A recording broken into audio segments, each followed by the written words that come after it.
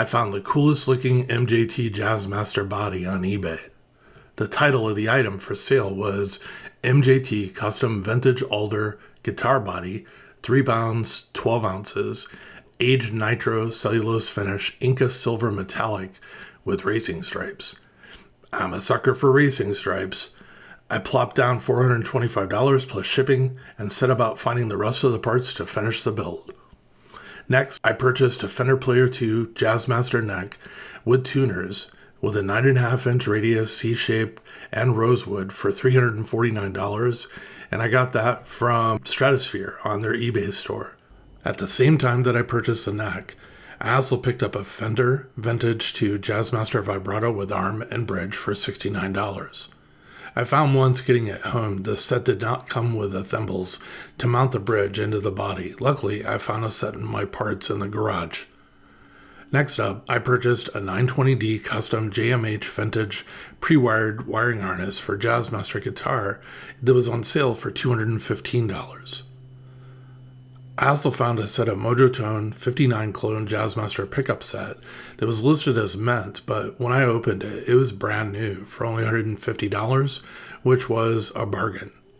Last but not least, I purchased a pickguard for a USA Vintage 60s Jazzmaster 3-ply white for $25.49.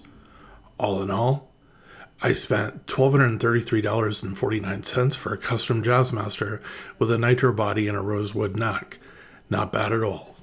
For the folks who will leave the comments like, you really could have purchased the X Games Top of the Mountain Jazzmaster with all of the same exact specifications for $17,000 less than what you spent on this build.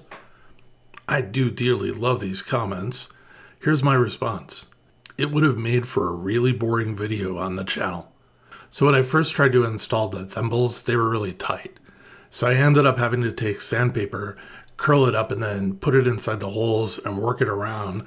So basically, I think it was removing excess paint that was in there from overspray.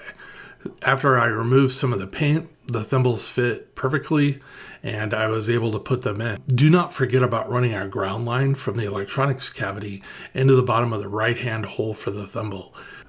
When you tap the thimble into place in the right-hand hole, it'll lock in on the exposed wire, the ground wire. Installing the vibrato is easy. I installed the neck and then set the bridge in place. Then I run a low E string and a high E string from the vibrato to the tuners with the bridge in place. I line up the vibrato so the strings are parallel to the outer edges of the fretboard on both sides and have enough clearance. Then I use self-centering Vicks bit to drill the 6 holes exactly centered in each of the screw holes in the vibrato. If I've not said this before, 920D Custom makes a really well-made wiring harness. Once installed on the back of the pickguard, everything is already neatly grouped and tie-strapped into place. It really makes for an easy installation. The pickups come with foam rubber with self-adhesive that you center lengthwise beneath each of the 2 pickups. This functions like a spring. When you tighten the pickup screws, it'll compress the foam and apply pressure against the pickup, keeping it firmly in place. I put the pickguard in place and used it as a guide to insert the pickups, so then I could actually drill the 4 holes for each of the pickup screws and then mount the pickup screws. Observations. First, she is a really lightweight guitar for a Jazzmaster, at least as she's compared to the others that I own in my collection. She weighs in at 7 pounds and 9 ounces.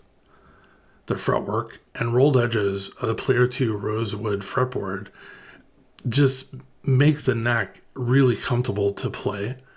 I really like the factory satin backs of necks these days. It's like getting a neck that looks new, but it feels like playing a neck you've played for years, all broken in. The finish on the body is lightly relic or aged. Not a lot. Just a few small dents here and there, and a craquelure on the finish, meaning the small crack lines in the finish that come with age give the guitar a comfortable look and feel. The electronics from 920D, they're just great. The functionality is vintage Jazzmaster. You have both the lead and rhythm circuits, and basically everything functions the way it's supposed to and sounds phenomenal. the pickup set that I've installed, the sound that's produced by this guitar is warm and crisp. 920D makes the harness using the following components. There's 2 CTS 1 meg split shaft audio pods, 1 CTS 270 1 meg solid shaft linear roller pod, 1 CTS 270 series 50K solid shaft linear roller pod, a Switchcraft right angle toggle switch, a Switchcraft on slider switch, a pure tone output jack, and then orange drop capacitors. It's basically, if we were building our own wiring harness, it's basically components that we would order and put together. So some about the Mojotone 59 clone pickups. They describe them as Mojotone Jazzmaster clones represent the most spectacular 59 Jazzmaster pickups in every way. We use Alnico 5 cast rod magnets and vintage correct plain enamel wire. The coils are hand-wound but not at random. We found a specific tension and winding pattern that made them sing, and we replicate that perfectly every time. Unlike the original Jazzmaster pickups, we designed these pickups with a slightly hotter bridge pickup for impeccable balance between all positions. The neck pickup is clear and loud with exceptional clarity and warmth. The bridge pickup has a loose feel with lots of power and tone, just like a killer 59 Jazzmaster pickup would sound. Reverse wound for hum canceling when both pickups are together, and vacuum potted coils.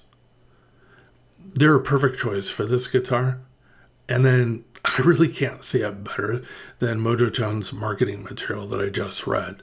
It really accurately describes the sound and tone that the pickups produce. I cannot say how happy with the tone and overall just feel and playability I am with this guitar.